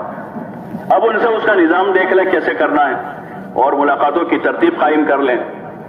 موقع ہے اسی وقت اپنی تعلیم کر لیں تاکہ ان میں سے 2 آدمی 4 آدمی شریک ہو جائیں گے. پھر ان کے ذریعے سے تعلیمی گشت مدد میں تعاون ہو جائے گا. وہ لوگ مقامی لوگ ہیں, جانتے ہیں محلے کے گلی کو. تو اس طرح سے اپنا نظام بناویں. وقت گزاری نہیں کرنی ہے خالی. اس وقت ایک گزارش تھی ہماری جماعتوں سے بھی, ذمہ داروں سے, کہ ہم وقت گزاری کے لیے جماعت میں نہیں جاتے ہیں.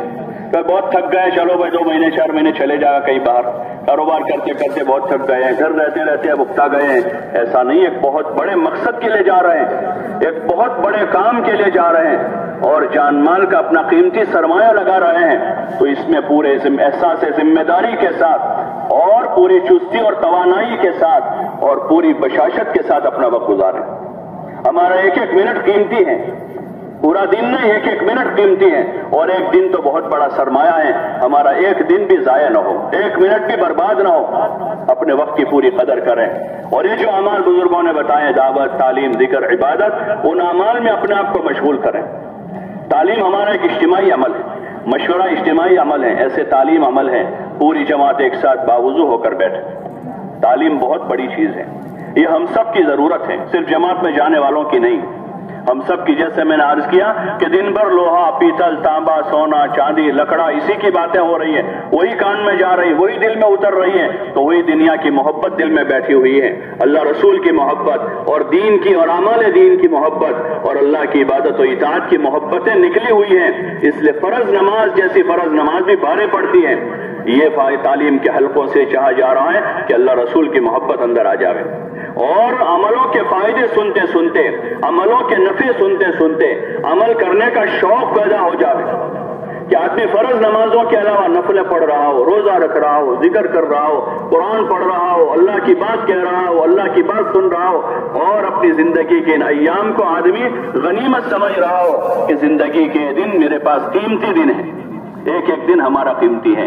فضائل کی کتابوں میں حضرت شیخ نے جہاں قرآنی آیات اور حضور پاک صلی اللہ علیہ وسلم کی احادیث کو ذکر کیا ہے, وہی صحابہ کے, انبیاء کے اور اپنے اپنے زمانے کے صلحاء اور نیک لوگوں کے قصے نقل کیے ہیں کہ دیکھو انہوں نے اپنی زندگیوں کو کیسے وصول کیا, انہوں نے اپنی راتوں کو کیسے وصول کیا, انہوں نے اپنے دین کو کیسے وصول کیا.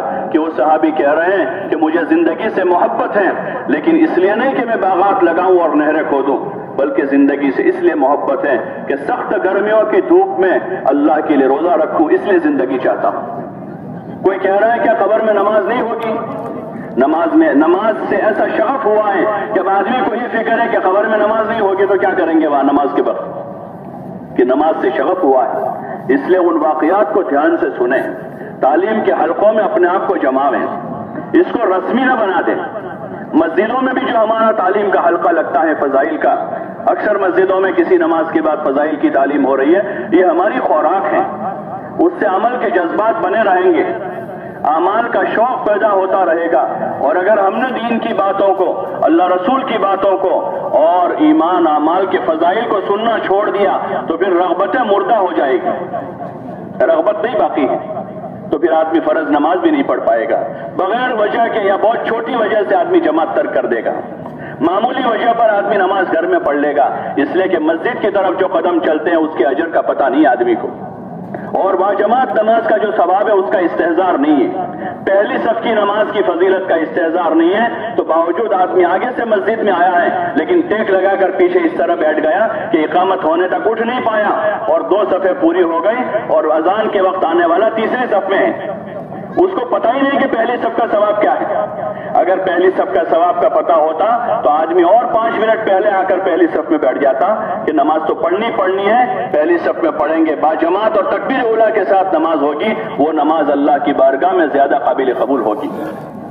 یہ فضائل کا استحضار ہے, اللہ کے ذکر کی فضیلت ہے, قرآن کی تلاوت کی فضیلت ہے, دین کے علم کے سیکھنے کے فضائل ہیں, اور لوگوں کے ساتھ خیرخواہی اور ہمدردی کے فضائل ہیں. ان فضائل کے حلقوں میں جم کر بیٹھیں, اللہ توفیق دے, باوضو بیٹھیں, باادب بیٹھیں, دھیان سے سنیں. وہ باتیں اندر اثر کرتی ہیں. ہاں, باتوں کا اثر ہوتا ہے آدمی کی طبیعت پر, آدمی کے دل پر اثر ہوتا ہے. اس وقت میں یہاں بیٹھا بات کر رہا ہوں اور 100 فیٹ دور بیٹھا ہوا کوئی آدمی ہے، اگر میں اس کی تعریف کروں گا تو اس کے دل پر کوئی اثر ہوگا؟ بولو نا بھائی، میں یہاں تخت پر بیٹھ کر ایک آدمی میرے سے 100 فیٹ دور بیٹھا ہے، میں اس آدمی کی تعریف کروں کہ بہت اچھا ہے، بہت بھلا آدمی ہے، بہت نیک آدمی ہے، بہت متقی ہے، بہت پرہیزگار ہے، اس کے دل پر کوئی اثر ہوگا اس کا؟ ارے بولو نا بھائی، نہیں ہوگا۔ ارے ہوگا نہیں ہوگا؟ وہ آدمی خوش ہوگا ناراض ہوگا؟ اس کو اثر ہوا نا میری بات کا؟ ارے ہوا نہیں ہوا اثر؟ کہ 100 فیٹ دور ہے لیکن میں یہاں سے بول رہا ہوں، میری باتیں ہیں کہ میں ان کی تعریف کر رہا ہوں تو خوش ہوگا وہ آدمی۔ اور اگر 200 فیٹ بیٹھا ہوا ہے کوئی آدمی ہے، میں اس کے بارے میں کہوں کہ بڑا بدتمیز ہے، بہت بدماش ہے، ایسا ہے ویسا ہے، تو اس کا کوئی اثر ہوگا؟ ارے بولو نا بھائی، یہ بات کا اثر ہے کہ وہ آدمی ناراض ہوگا کہ مجھے اتنے سارے لوگوں کے درمیان میں ایسا کہہ رہے ہیں۔ تو یہ جو باتیں ہیں فضائل کی، اگر آدمی دھیان سے سن رہا ہے تو دل پر اثر کرتی ہے، وہ اعمال کا شوق پیدا ہوتا ہے اسے۔ ہم اپنا محاسبہ کریں کہ ہم دین کی مجلسوں میں اور فضائل کے حلقوں میں کتنے استحضار کے ساتھ بیٹھے ہوئے ہیں۔ اس کی ضرورت ہے، حلقے قائم ہے، اللہ کا فضل ہے، لیکن ہم اس کو رسمی نہ بنا دیں، ان حلقوں کو رسمی نہ بنا دیں کہ امام صاحب پڑھ رہے ہیں، مصلی سارے اپنے اپنے کاموں میں، کوئی آیا، دوسرا آیا، تیسرا آیا، آدھی تعلیم ہو گئی، اس کے بعد 5واں آیا ہے اور اب تعلیم پوری ہو، اس وقت 6ٹھا آ رہا ہے، بلکہ سارے مصلی ایک ساتھ شریک ہو جائے، اپنی ضرورت سمجھ کر بیٹھے، تو انشاءاللہ اس سے عمل شوق بڑھے گا۔ صحابہ کو جن چیزوں نے آگے بڑھایا وہ یہی تھا، حضور صلی اللہ علیہ وسلم نے ان کو ہر وقت فضائل بتائے، خندق کھودنے کا تو اس کی فضیلت بتائی، فاقے آئے تو بھوک کی فضیلت بتائی کہ اللہ کے راستے کی بھوک پر کیا ملے گا، اور بغیر چپلوں کے چلنے کا موقع ہے تو وہ سمجھایا کہ اس پر آپ کو کیا مل رہا ہے، صدقے کی فضیلت بیان کی تو اس وقت یہ عمل ہے، اس پر اللہ یہ دے گا، اس پر جنت ملے گی، اس پر جنت میں نہر جاری ہو جائے گی، اس پہ جنت میں ایک محل ملے گا، ہے نا حدیثوں میں چیزیں، حدیثوں میں ہے کہ جنت میں محل ملے گا، جنت ایسی جنت ملے گی جس کے نیچے نہر جاری ہے، یہ عمل کرنے پر اللہ پاک جنت میں فلاں چیز دے گا، جنت میں اس کو میرا پڑوس ملے گا، میں اور یتیم کا کفالت کرنے والا جنت میں اس طرح ہوں گے جیسے 2 انگلیاں ہیں۔ حضور نے فضیلتیں بتائی اور وہی طاقت ہے ہم کو چلانے والی، ہم خود فضائل سنیں اور انفرادی اوقات میں پڑھیں بھی اپنے جذبات بنانے کے لیے، تاکہ سستی دور ہو جاوے، نمازیں نہ قضا ہو ہماری، قضا کی وعید سامنے دھیان میں آ رہی ہو کہ بستر پر بہت نیند آ رہی ہے، لیکن نماز قضا کرنے کی جو وعید ہے وہ ذہن میں آ رہی ہے اس وقت، تو آدمی کی نیند اڑ جائے گی کہ میری فجر قضا ہو جائے گی۔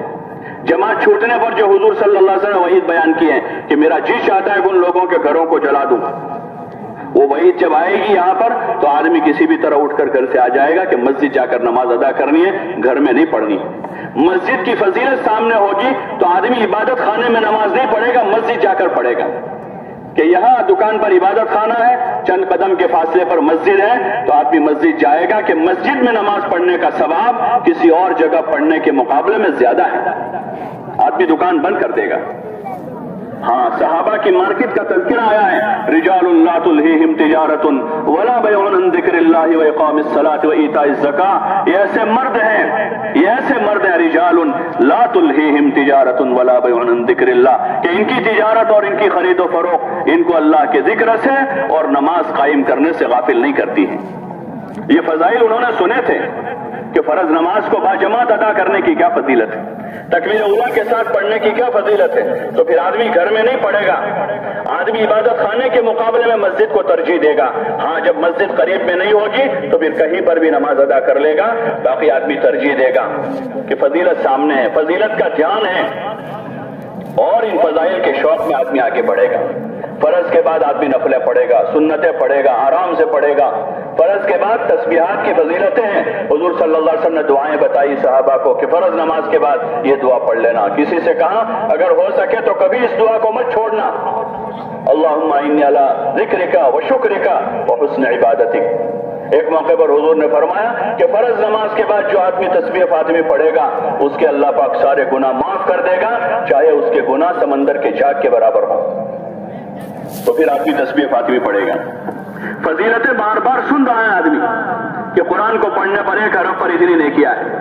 اب آدمی نے دیکھا 5 منٹ اقامت کو باقی ہے، سنت پڑھ چکا ہے، لاؤ 2 رکوع پڑھ سکتا ہوں، تو فوراً قرآن شریف لے کر آدمی تلاوت شروع کر دے گا۔ حدیثوں میں آتا ہے اذان اقامت کے درمیان میں دعا رد نہیں ہوتی. اب موقع دیکھا آدمی نے سنت پڑھ کے 2 منٹ باقی تھی, ہاتھ اٹھائے 2 باتیں اللہ سے مانگ لی کہ اللہ کا وعدہ ہے, حضور نے فرمایا ہے کہ اذان اقامت کے درمیان میں دعا رد نہیں ہوتی ہے. تو یہ فضیلتیں سنتے رہیں گے تو بھاؤ کا پتہ چلے گا, بھاؤ پتہ ہے تو آدمی عمل کرے گا. تو اس لیے تعلیم کے حلقوں میں اپنے آپ کو جماویں, اور جو مجمع گھروں کی طرف جا رہا ہے ان سے ہماری گزارش ہے کہ اپنے مسجد کے حلقوں کو کامیاب بناویں. سارے مصلیوں کے ساتھ خود بھی بیٹھے, اپنے آنے والے دوستوں کو ساتھیوں کو بھی تعلیم کے حلقوں میں جماویں. اور ایک عمل گشت کا ہے, بنیادی عمل روزانہ گشت ہوگا. اور جو وہ گھر جا رہے ہیں وہ ہفتے میں 2 گشت کریں گے. گشتوں کے ذریعے سے اپنے دوسرے بھائیوں کی خیرخواہی کرنی ہے, اور ایک ایک مسلمان کی جا کر خوشامد کر. گشت جو ہے وہ خوشامد کرنے کا نام ہے, ایک ایک کی جا کر خوشامد کرنی ہے, سمجھانا ہے, اور ایمان کی قیمت بتانی ہے. سب سے قیمتی سرمایہ ہمارے پاس ایمان ہے. اس ایمان کی قیمت ابھی ہم بھولے ہوئے ہیں, اس لیے کوئی اپنی غربت کا رونا رو رہا ہے, کوئی بیماری کا رونا رو رہا ہے, کوئی اور رونا رو رہا ہے. لیکن اتنا بڑی قیمتی نعمت ہر ایک کے پاس ہے, اس کا استحضار بہت کم ہے کہ چاہے ہمارے پاس مال نہیں ہے, چاہے ہمارے پاس گھر نہیں ہے, چاہے ہمارے پاس زمین جاگیر نہیں ہے, چاہے ہمارے پاس دنیا کی ظاہری نعمتیں نہیں ہیں, لیکن ہمارے پاس ایمان کی بہت بڑی نعمت ہے. ایک ایک ایمان والے کے پاس جا کر ایمان کی قیمت بتانی ہے. مولانا الیاس صاحب رحمۃ اللہ علیہ یہی فرماتے تھے کہ گشتوں میں جا کر ہر ایمان والے کو ایمان کی قیمت سمجھانی ہے, ایمان کی فضیلتوں کو بولنا ہے, اور منہ بھر کے بولنا ہے کہ ایمان بہت قیمتی چیز ہے. جیسے لوگ سونے کو بولتے ہیں کہ بھائی اتنے تولہ ہیں اور 50,000 روپے کا ہے اور اتنے کا ہے. بہت انتشار ہے یہاں, بار بار سارے لوگ یہی متوجہ رہتے. آپ حضرات تو یہی متوجہ رہے, آتے جاتے رہیں گے, لوگ ہیں ہمارے جیسے, یہ سب 2 کان آنکھ ناک کے والے ہی ہوں گے سبھی, تو باقی ہم اپنے کام میں لگے رہیں. تو ہر ایمان والے کو ایمان کی قیمت بتانی, یہ ہمارے گشتوں کا موضوع ہے. اس لیے 5 گشتوں میں پہلے ایمان کی بات ہے, اور ایمان کا نفع بولنا ہے کہ ایمان بہت قیمتی ہے, یہ اللہ کی طرف سے ہمارے اوپر بڑا انعام ہے. جیسے کسی کو مال کا انعام ہے تو ایک انعام, اس مال کے انعام سے بڑا انعام ایمان کا ہے. اللہ نے ہمیں بڑی دولت دی ہے, یہ اتنا قیمتی ہے جب تک ایک ایمان والا ہے زمین آسمان باقی. اتنا قیمتی ہے کہ کوئی آدمی ایمان کے ساتھ دنیا سے جائے گا وہ ضرور جنت میں داخل ہوگا. ایمان ہی سے دنیا میں راحت ملے گی, اور آخرت کی نعمتوں کا مستحق آدمی ایمان سے بنے گا. خوب ایمان کی فضیلتیں جو فضائل میں لکھی ہوئی ہیں, ان فضیلتوں کو دھیان سے سنیں گے, وہ موقع پر پھر یاد آئے گی تو وہ ساری فضیلتیں بتائیں گے, اور اس بھائی کو تیار کریں گے, لائیں گے اس کو ایمان کی نسبت پر آمادہ کر کے, اس کو اگلی نماز کے عنوان پر کہ بھائی ابھی دیکھو اب آدھا گھنٹہ عشاء کی نماز کو باقی ہے, اور مسجد میں ایک بڑا عمل ہو رہا ہے, آپ ہمارے ساتھ آئیں, آپ کو بڑا نفع ہوگا. ہاں منہ بھر کے بتا کہ بہت بڑا نفع ہوگا. روتے روتے نہیں بھائی صاحب اگر آپ چلو نہیں اللہ کے واسطے تھوڑا سا ہمارا ساتھ دے دو, ایسا نہیں, بلکہ ان کو یہ بتاوے کہ آپ اس میں ہمارے ساتھ جڑیں گے تو آپ کو بہت بڑا فائدہ ہوگا, اور ان کو لاوے, وہ آئیں گے وہاں پر ان کا استقبال ہوگا, اور پھر مسجد میں پہنچے تو وہاں ایمان اعمال کی باتیں ہو رہی ہے, دین کی محنت کے نفع بتائے جا رہے ہیں. اس میں اس ماحول میں تھوڑی دیر وہ رہے گا, انشاءاللہ اللہ نے چاہا تو وہ کوئی ارادہ کرے گا. اس طرح روزانہ گشتوں میں اپنا وقت گزارنا ہے, روزانہ عمومی گشت شام کو, جہاں عصر بعد ہو رہا ہے عصر بعد کر لیں, مغرب بعد مناسب ہے مغرب بعد کریں, مقامی حضرات کا ذہن بنا لیں 2 نمازوں کے بیچ کا وقت فارغ کر کے ہمیں کرنا ہے, جم کر اس طرح گشت کرنے. جس بستی میں جاوے ایک گشت ہو جاوے, بستی کا رنگ بدل جاتا ہے اگر صحیح گشت ہو جاوے. روٹین نہ بنا دیں ان کاموں کو, روٹین بنا دیے ہیں, ان کی نہ آگے کوئی فکر ہے نہ وہ عمل کے وقت کوئی دھیان ہے اس کا. 4 آدمی بھیج دے بھائی تم گشت کر لو, 2 آدمی ادھر بیٹھ گئے, بلکہ اس کے اصول آداب کا اچھا مذاکرہ کر لیں تاکہ سارے ساتھی دھیان کے ساتھ کریں, اور اس کے ساتھ ساتھ اس کام کے فضیلتیں بتا دیں کہ چلنے پھرنے پر, وہاں نکل کر ذکر کرنے پر کیا ملے گا, ایک مسلمان بھائی کو اللہ کے لیے ملنے پر کیا ملے گا. حدیثوں میں آتا ہے جب مسلمان آپس میں مصافحہ کرتا ہے فرشتے ان کے لیے مغفرت کی دعا کرتے ہیں. تو اس دھیان سے جا رہے ہوں. ایک مرتبہ عبداللہ ابن عمر رضی اللہ تعالیٰ عنہ بازار گئے, ایک لڑکے تھے صحابی, تھوڑے موٹے تھے, وہ ان کو کہا بیٹا چلو میرے ساتھ, ان کو ساتھ لے کر بازار میں گئے, بازار میں پھرے اور پھر واپس آ گئے. دوسرے دن پھر کہا اس لڑکے سے, ان سے, وہ بھی صحابی تھے رضی اللہ عنہ, کہ بیٹا چلو میرے ساتھ. تو انہوں نے کہا کہ چچا جان آپ تو بازار لے جاتے ہو تو کچھ کام تو ہوتا نہیں آپ کو, اور آپ تو واپس آ جاتے ہو. تو کہاں بیٹے وہ موٹے تھے تو کہاں موٹے ہیں. ہم بازار جو جاتے ہیں وہ اس لیے جاتے ہیں کہ مسلمانوں کو سلام کریں. سلام کرنے کی فضیلت ہے, سلام کر کے واپس آ جاتے ہیں. تو ہم اس وقت گشتوں میں جا رہے ہیں, اس دھیان کے ساتھ سلام کریں گے, مصافحہ کریں گے. فرشتے ہمارے لیے مغفرت کی دعا کرتے ہیں. اس کو فضیلت کے طور پر بولیں گے. بشاشت پیدا ہوگی رہبر کو, بشاشت پیدا ہوگی, کام بوجھ نہیں بنے گا. پھر گشت جو ہے بہت بھاری ہے طبیعت پر ویسے, لیکن فضیلت کے استحضار کے ساتھ ہوگا وہ گشت جاندار بن جائے گی. ملاقاتوں میں بھی جاتے ہیں تو ذرا بوجھ پڑتا ہے. مسجد میں بیٹھے رہنے میں مزہ آتا ہے, حرکت نہیں, ہلنا پھرنا نہیں ہے زیادہ. ملاقاتوں میں, گشتوں میں, محنت میں جو ہے طبیعت کو بوجھ پڑتا ہے. یہ اعمال کو تعلیم میں دھیان سے ان کی فضیلتوں کو سنیں گے, چلنے پھرنے کی, ملاقات کرنے کی, ذکر کی, دعا کی, مسلمان سے ملنے کی, سلام کرنے کی, ساری چیزوں کی فضیلتیں کتاب میں ہیں. اور پھر ان فضیلتوں کے دھیان کے ساتھ کام کریں گے تو طبیعت میں بشاشت پیدا ہوگی. اور جب بشاشت سے کام ہوگا تو انشاءاللہ وہ کام بہت اثر کرے گا, تھوڑا ہوگا مؤثر ہوگا. اس لیے آپ حضرات سے گزارش ہے کہ گشتوں سے جی نہ چھڑاویں, بلکہ جم کر محنت کریں. غنیمت سمجھ لیں کہ اللہ نے ہمیں موقع دیا ہے. یہ موقع کل ملے گا نہیں ملے گا, مسجد بدل جائے گی اور محلے میں چلے جائیں گے. 2 دن رہیں گے پھر آگے بڑھ جائیں گے. ہم یہ 2 دن 3 دن کور کر لیں, اس بستی کے 100% لوگوں سے مل لیں, ان سے ایمان عمل کی باتیں کریں, آخرت کی باتیں کریں, اور ان کو بھی کام کے لیے تیار کریں. وہ تیار ہوں گے, ان سے وہ نقد جماعتیں بنے گی. تو ہر جگہ سے پھر نقد جماعتیں تیار کرنی ہے. جماعت سے جماعت 4-4 مہینے کی, چلے کی, 3-3 دن کی جماعتیں بناویں, اور پھر یہ ساری باتیں ان کو سمجھاویں. دعوت